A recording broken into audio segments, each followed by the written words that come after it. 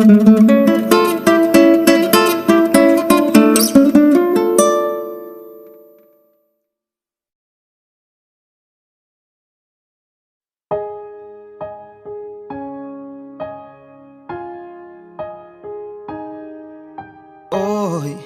ahar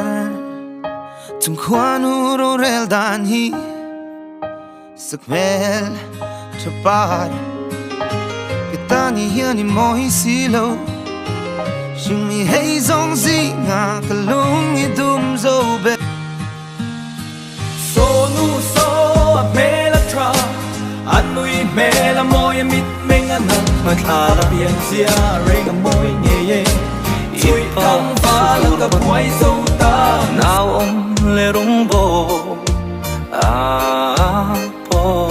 mình lúc lô cả thana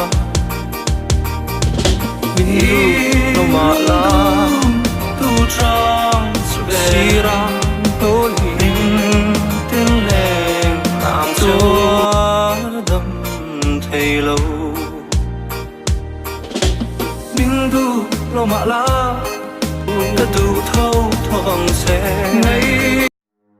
lung ru lan te la ing tim min no lang o katan hian lung ru ni sang loa ka phak lo te son sur thla ing ria suan to na ra mi thla lang ba ka chang silo tin lung khong ngai thla I khong ngai tla an ni silo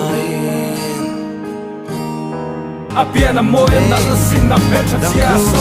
a mela o mo ni vul suan se valan pon an mu mai lo an thier no